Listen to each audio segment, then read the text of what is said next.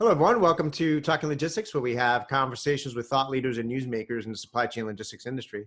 It's my great pleasure to welcome today's program Geoff Turner, who is founder and CEO of Choptank, and Prasad Gollapalli, who is founder and CEO at Trucker Tools. And today we're going to talk about why freight brokers must stay the course on digital transformation. Now, we all know the saying, when the going gets tough, the tough get going. And that's certainly, true this year and for what companies across all industries are facing due to the pandemic, and that includes companies in the freight brokerage industry. So what are the leaders doing? Are they hitting the pause button on digital transformation initiatives, or are they using this opportunity to accelerate their efforts in this area?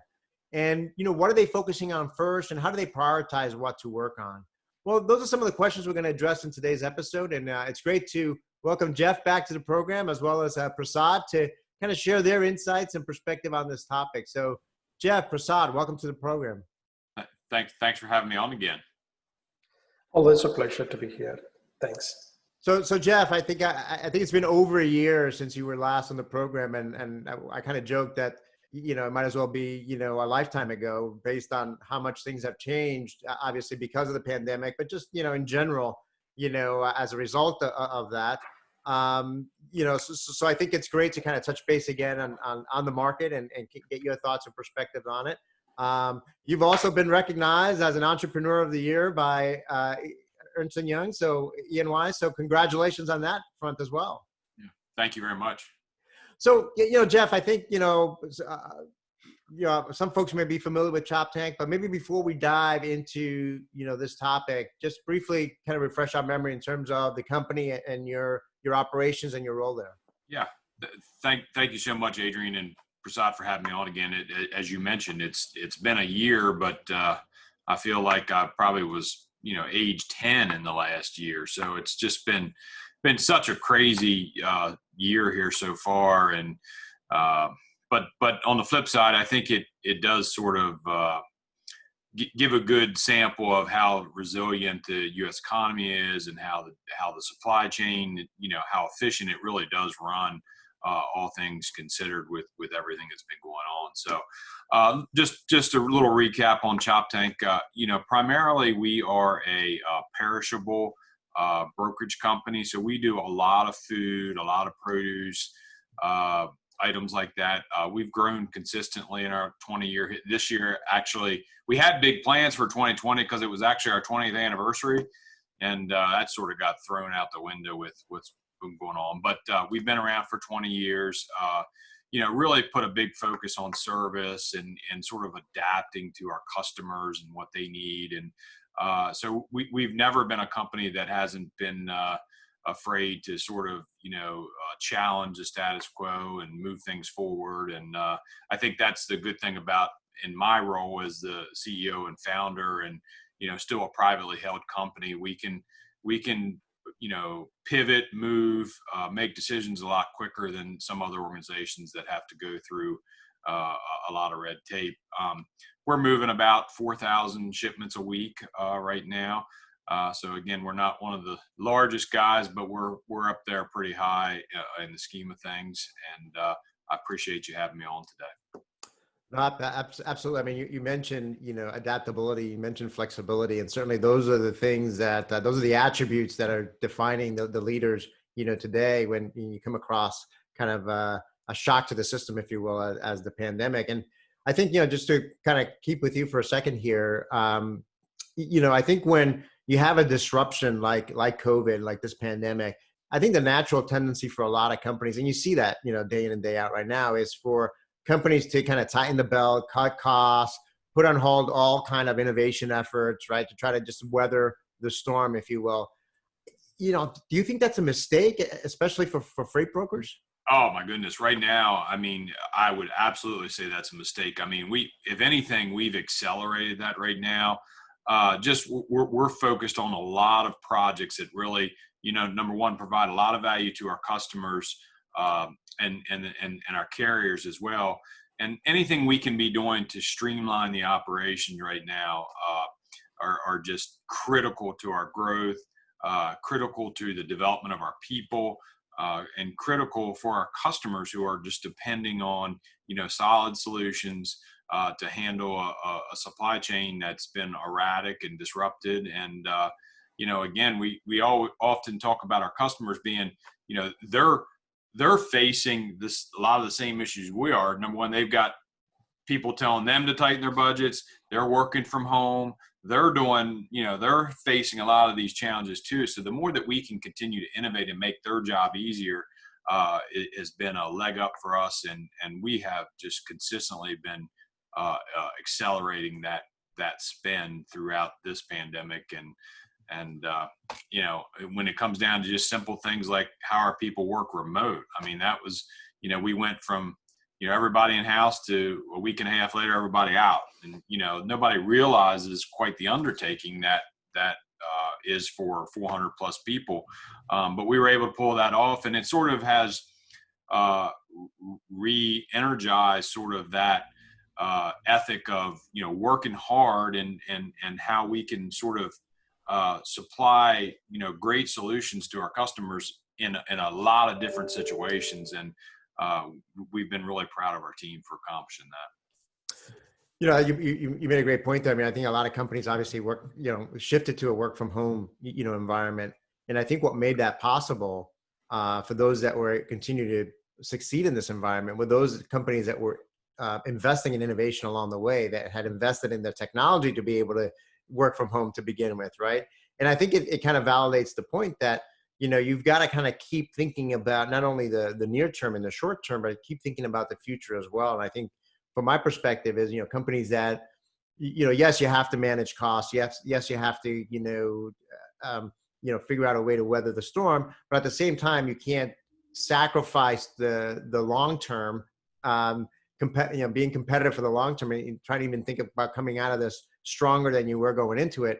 At the expense of just trying to, get by, in the short term here. Yeah. I mean, you're spot on. To me, innovation is managing cost, right? I mean, when you look at it like that, you're like, okay, what can we do to sort of lighten the load on our folks and continue to grow the business? And you're not going to get that without innovating new products that just sort of make us more efficient. So to me, that's where you get your savings from. Right. Absolutely. So Prasad, I mean, is Choptank kind of the exception, or has the pandemic, from your perspective at the companies you work with, kind of both customers as well as, prospective customers that you work with, or has the pandemic actually accelerated digital transformation efforts in the freight brokerage industry? Definitely, Choptank has been on the forefront. I mean, this is not something that Geoff has started this year. Our engagement with Choptank has been few years, and from the beginning they have adopted to technology. But I think what COVID has done to most of the large brokers, I'm going to put these brokers as proactive. They are the true leaders. They're thinking ahead. These leaders, these organizations, what they have done is they have doubled down on their technology investments, and they have gone all out. Because I think, so one of the key things in a brokerage is scalability. And scalability can only be achieved with technology, because otherwise, I mean, there is a human limitation to how much we can handle. And those who saw this as an opportunity, COVID has done few things when it comes to the freight. We have seen a steep drop in freight in March, but then it quickly picked up back up.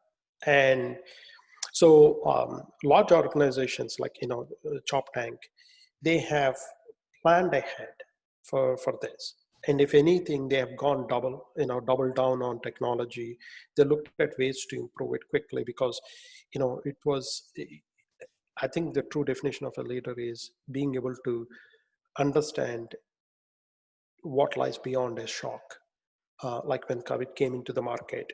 And these organizations have seen that. Now, what has also happened is, it's not just the organizations looking from top down, but the people within an organization that typically are resistant to technology, or that have seen technology as it's going to replace me one day, they actually saw value. because I mean, when somebody is working from home and that same person has to make check calls, 10 check calls a day on one load, let's say, that person will start understanding this is trivial task. My time is better spent somewhere else. And that realization, I mean, today we are making Zoom calls or online web, WebEx calls, right? Before, if we said that, people would say, "Oh, let's talk, meet in person or do other things." Right? Just that change has been amazing. Now you take this. People are focused on what is truly valuable in moving freight and cutting out the noise. That is what the pandemic has done. When we start cutting out the noise, such as trivial tasks, people are getting more efficient using technology. That's a great point. Thinking about the frontline workers and all this, and whether it's the carriers or the folks in the front lines there in Geoff's organization. I think when the move from working from home, obviously folks about, particularly back in March and April standpoint, when kids were still at school and their kids perhaps went to remote learning as well and so forth. So they're trying to balance, not only their work responsibilities, but their family responsibilities and just trying to figure everything out that's going on. And I think to your point, Prasad, it kind of focuses on things. People are trying to be as efficient as possible now because they're in the middle of juggling multiple balls at once from their home environment. And they kind of recognize the value that technology can play to make life easier for you, your work easier for you, and to be able to balance all those things, more effectively, where perhaps at work, you might take it a little bit more for granted, right, if you will, because you don't have those other responsibilities, at least at the time. You've got your work hours and you've got your family hours. But I think, what COVID did is really blend all those things together at the same time. And I think technology from a frontline worker's perspective, I think that you got a deeper appreciation for that. Geoff, going back to you, I mean, as Prasad mentioned, I mean, this is not something that you just started, back in March or April. You've been on this digital transformation journey, for some time now. So can you tell us a little bit about, this journey? I mean, why did you end up focusing on first, and why, and how do you prioritize what to work on next? Yeah, that's a great question. I was actually joking with somebody the other day about this one. And that's a great thing about being sort of a founder and an owner. You sort of, you've lived that transformation. And, when we got started in the business, it was a matter of big ledger sheets and we wrote on the loads. And, that was when we need to bill a load, the accounting came down and looked at the ledger. And I was like, there's got to be a better way, right? So me being the just crazy person I am, I had, with another guy, we wrote a database in Microsoft Access. And if anybody remembers Access, how you could build a database, we had something pretty cool there until we got about 6 users in there and it just would crash like over and over and over again. So we thought we were on to something, but we weren't probably quite smart enough to put it in the right language. But then we sort of evolved to a program that was more of a Unix-based system. And, when you look at the old blue screen, it's like, I think the blue screen system seemed to get a negative connotation over the years because, they were a blue screen or whatever. But I remember we could slam orders in that thing so fast. I mean, it was just so responsive. And, you'd wear a tab key out on your keyboard, just bang, bang, tabbing through everything. And, so we learned from that. And then, our transformation took us more to a SQL database situation.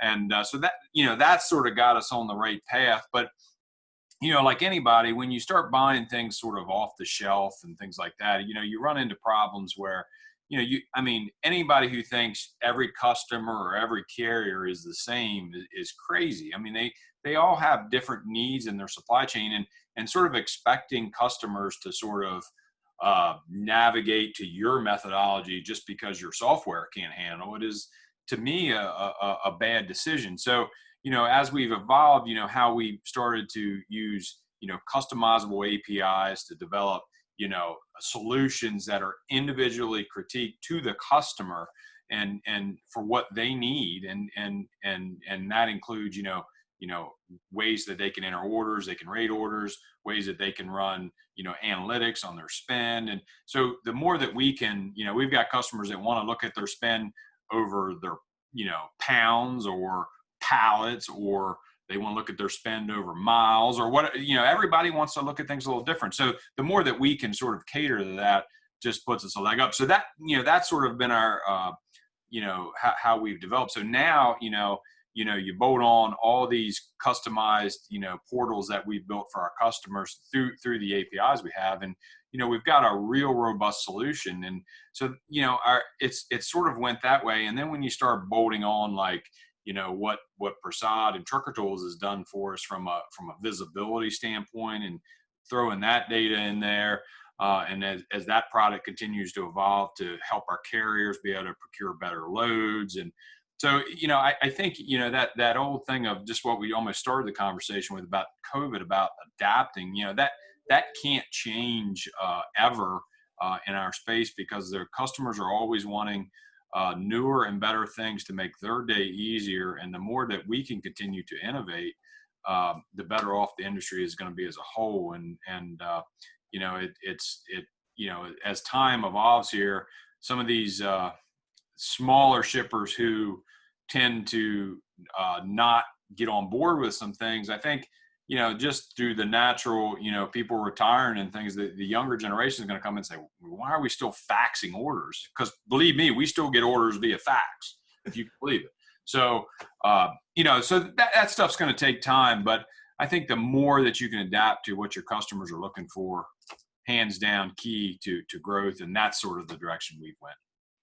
Yeah, great journey there. I mean, it sounded like you hit upon a couple of things that struck me. Number one was, and I think we talked about this before, I think Prasad brought up scalability, right? So you kind of work in this environment where you custom built access database, you got the 6 people crash, right? And there's no way you can build a business to your size and your sophistication, when you can't handle 6 people in the office, accessing it, right? So you had to kind of evolve your IT infrastructure in a way that you can, modernize it so you can scale your operations. And the second thing I heard was, in terms of what drives the innovation at your company, or one of the primary focuses is your customers, right? So what's going to make life easier for your customers, what are their requirements are, making sure that, you don't try to put them into a one size fits all solution, but leveraging APIs and so forth, and some of these more modern technologies to be able to cater to the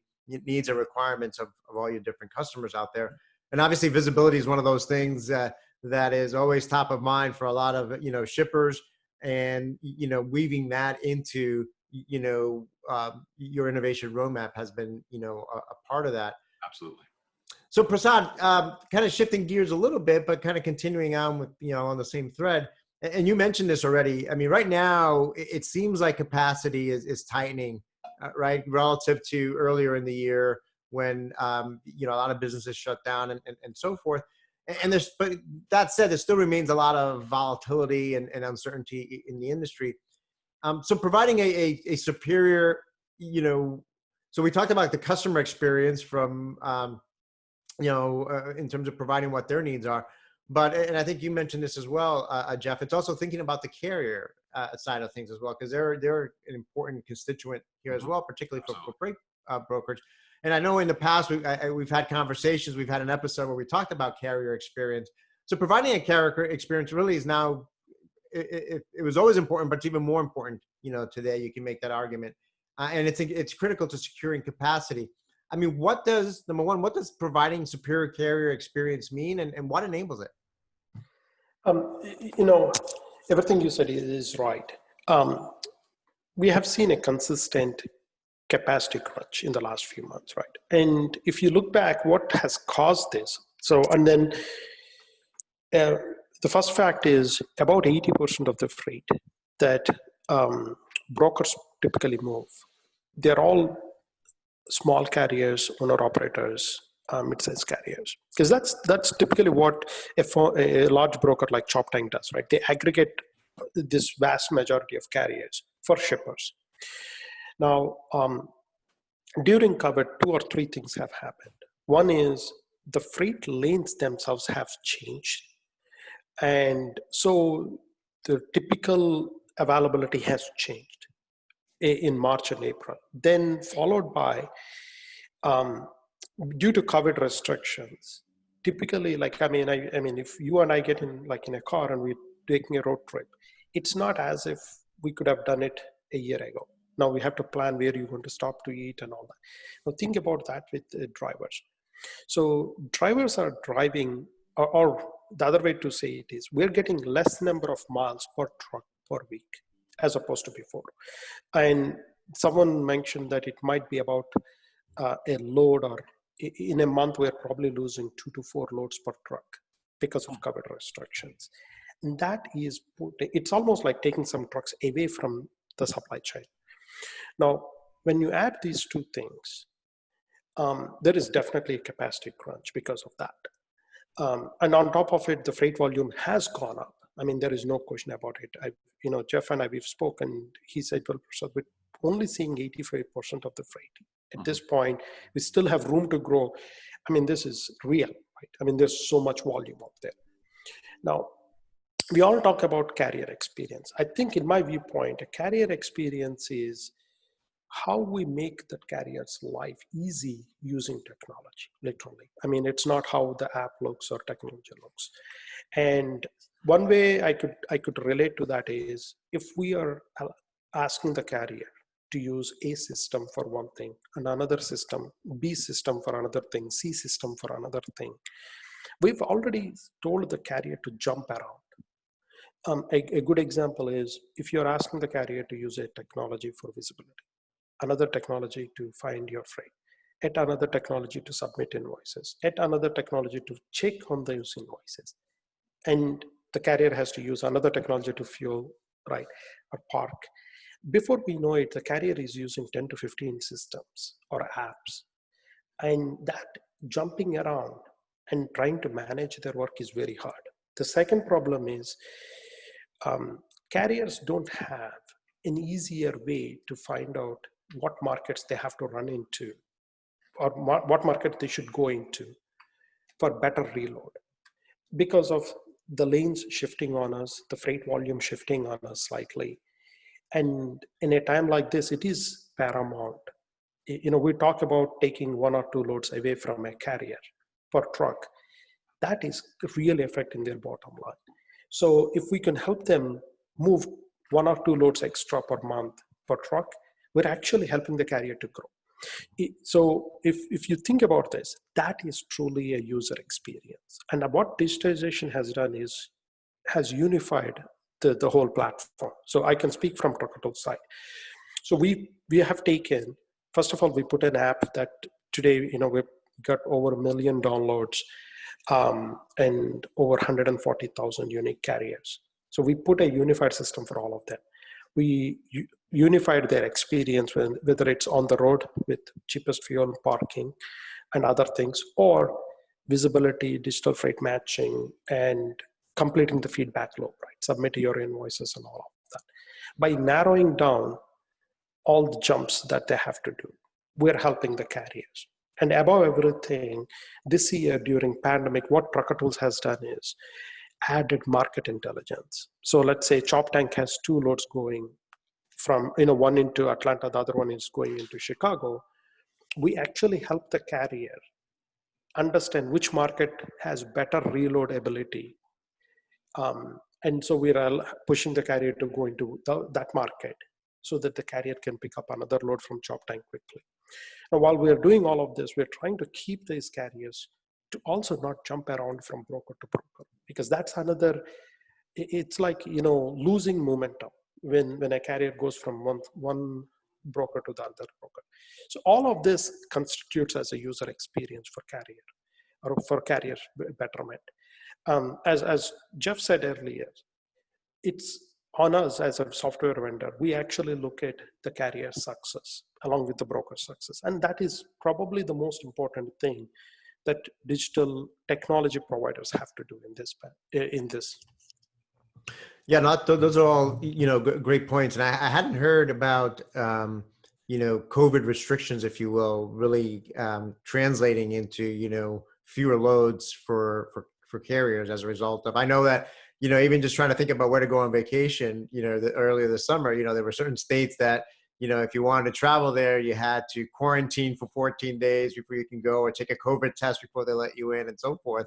And that's just for, going from one state to another, and so now, as you mentioned it, I can see how, those types of restrictions. And I know that there were also, situations where drivers weren't allowed into facilities, or they weren't allowed to use the bathrooms at shipper facilities and so forth. So there was a lot of, shippers always, carriers have a hard time and drivers have a hard time to begin with. And this added just yet another layer of complexity to their workday. So yeah, so I think that's interesting. And then, making things like digital freight matching even more critical in this environment, because, what you saw was, groceries and supermarkets, their demand increased significantly, but then you had automotive plants, shut down. So it created really a lot of, it broke a lot of these freight lanes, if you will.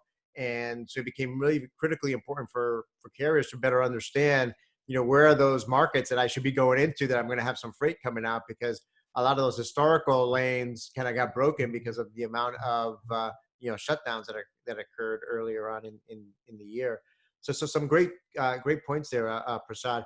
So Geoff, going back to you, I mean, what's next on your, digital transformation journey, and how can, technology partners like Trucker Tools help you get there? Yeah, that's a great question. And just to piggyback just a little bit on what Prasad said, one of the things that we always noticed when we talked to carriers is that they always had a frustration. It wasn't necessary, because everybody assumes from a visibility product that the carriers just don't want to be tracked.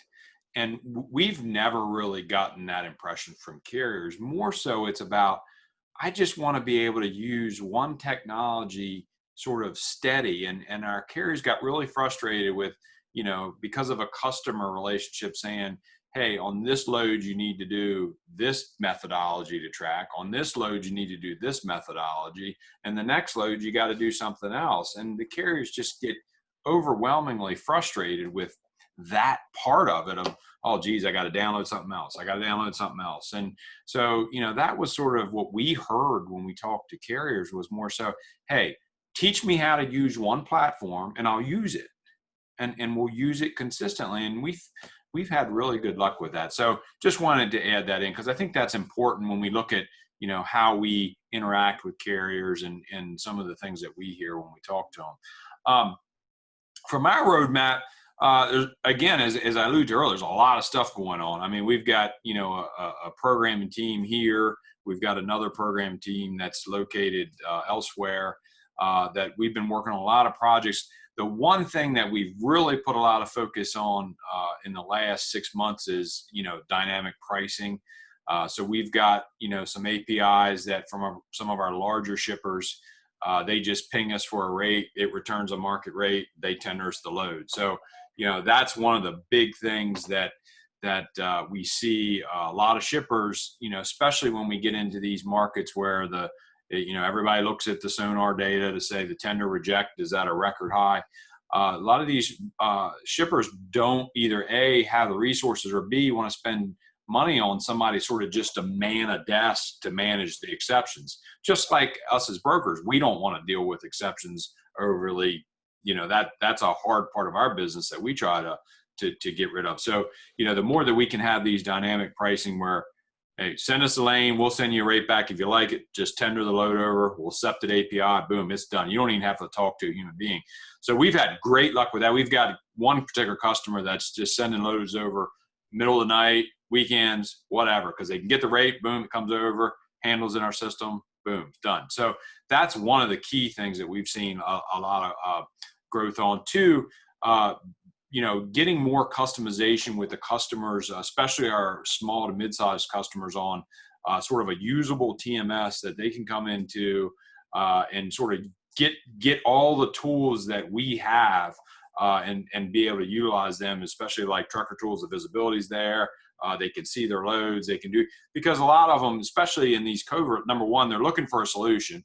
And two, it's really hard with everybody's budget sort of being strained with COVID. It's going to be hard to go to your CFO and say, hey, can I spend $200,000 on a TMS? They're going to want to see the ROI on that. So the more that we can provide tools for our customers to be able to do that, we're seeing a lot of growth in that and being able to customize it, and honestly customize it sort of on our budget. And that's what we're finding a lot of traction. So, we've got a lot of stuff. We've got a pretty robust IT roadmap that we're after.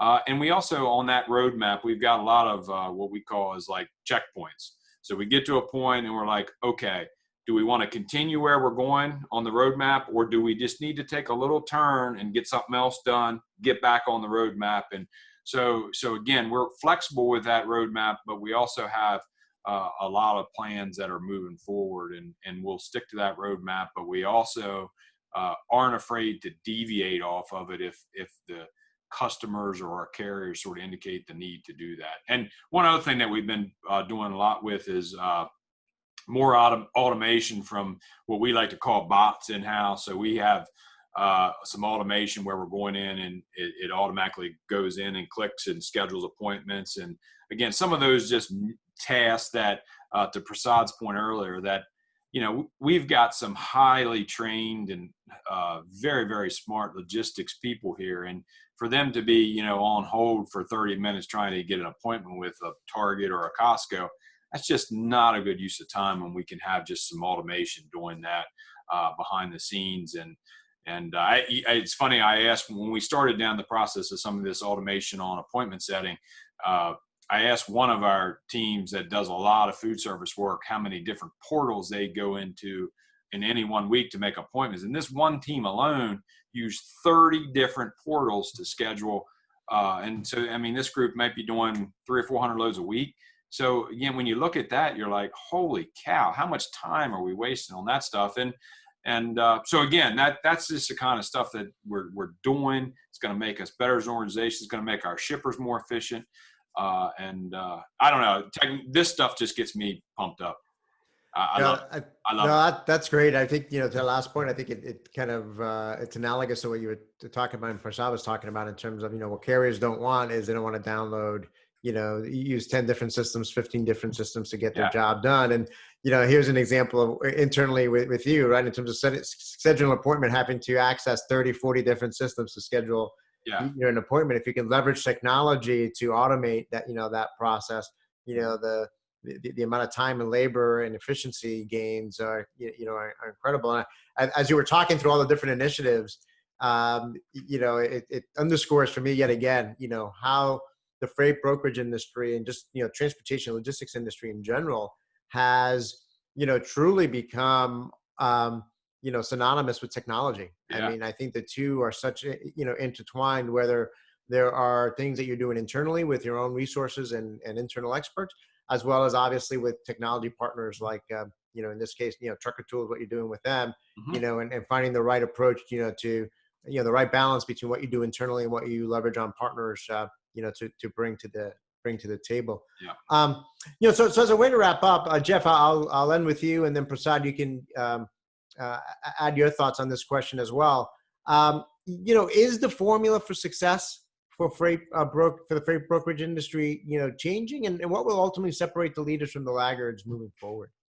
It depends on who you ask. That's a great question, because we get that conversation all the time. You talk to a customer and you find out who the competition is, and you're like, do you're dealing with somebody who has like 4 people in their office, and how do they handle exceptions? How do they handle their nights? How do they, so it's always interesting to me that this industry continues to be so fragmented from the carrier side, as Prasad mentioned, and even from the brokerage side. It's always interesting to me, but I do think that, technology, Adrian, to your point, it's not going away. All the stuff, the investments we're making are not going away. And I think you just have to figure out, what's important to your organization, what's important to your customers. Meaning, again, as I started this, we do a lot in the cold food space.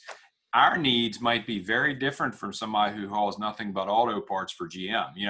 It might be just different, but I think you've got to be looking at what your customers are doing, because it's important to have that sticky relationship with them and build that stuff out. So it's not going away. And honestly, some of the scary stuff for me is that we've got a lot of well-funded competitors in the industry that are dumping a lot of money into technology. And I think we would all be foolish to think that somebody's not going to figure out sort of the secret science behind pricing. And, I think we assume, oh, well, pricing's just, there's so many variables and so many exceptions. I think at some point there's going to be somebody that, you might not be able to figure out every load, but you're going to get pretty close on a majority of them. So again, you just got to be willing to invest in it, adapt, grow, learn from it, listen. I could go on all day about it, but if you're not investing in it, you're going to fall behind. There's no doubt in my mind whatsoever. Yeah, no, I agree. I mean, the bottom line is if you can't remain complacent because there's a lot of things that are changing on the customer front, a lot of things that are changing on the carrier front, and what their needs and requirements are, and there's a lot of changing in the competitive front as well. Yep. So trying to stay ahead of the curve and keeping a pulse on all those fronts is critical. Prasad, your thoughts? I mean, obviously you work with a variety of companies in this industry. I mean, what is the formula for success changing, and what's going to separate the leaders from the laggards?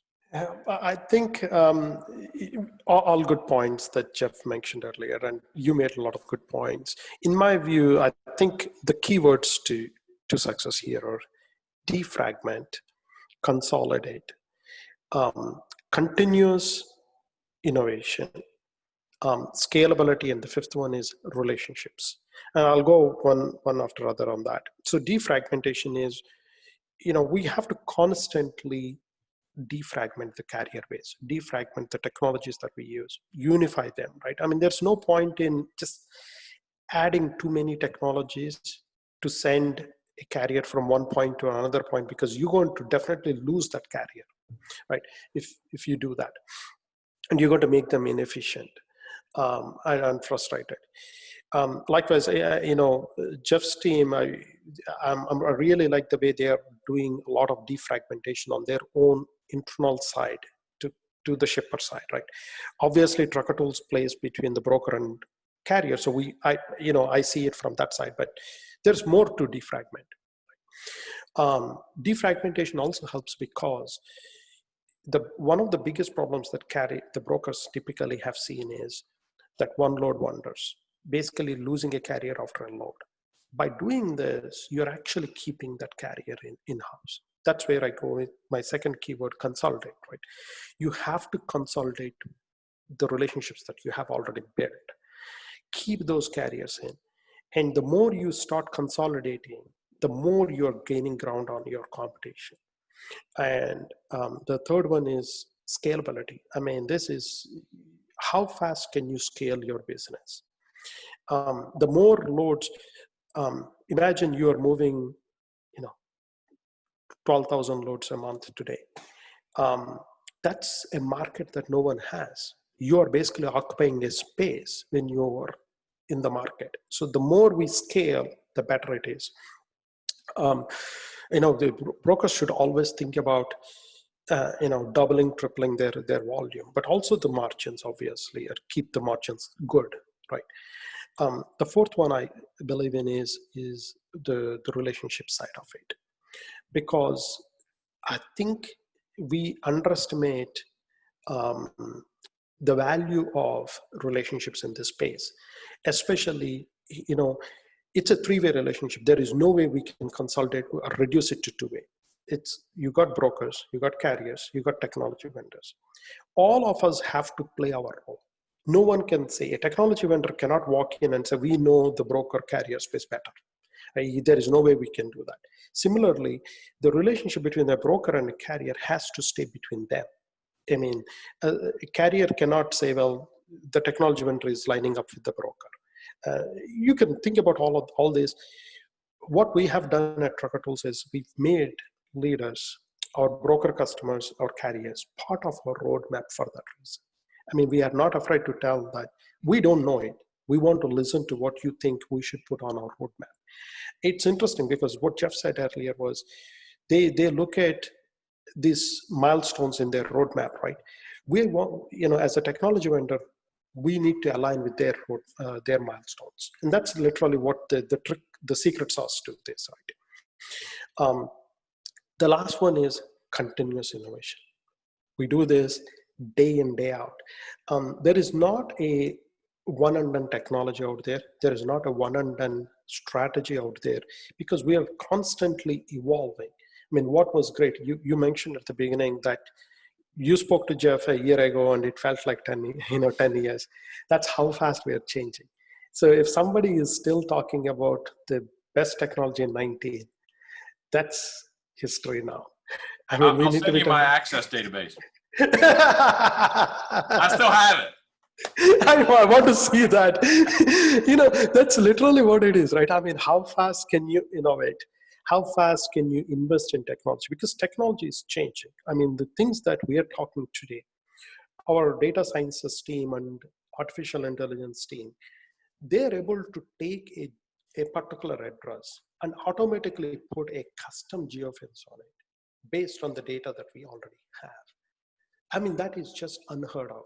I mean, we're looking at and saying, our digital freight matching algorithm can look in a particular market and say, this particular carrier arrives Monday morning in Atlanta, and every time he arrives in Atlanta, he stays open for 4 hours before he finds a load.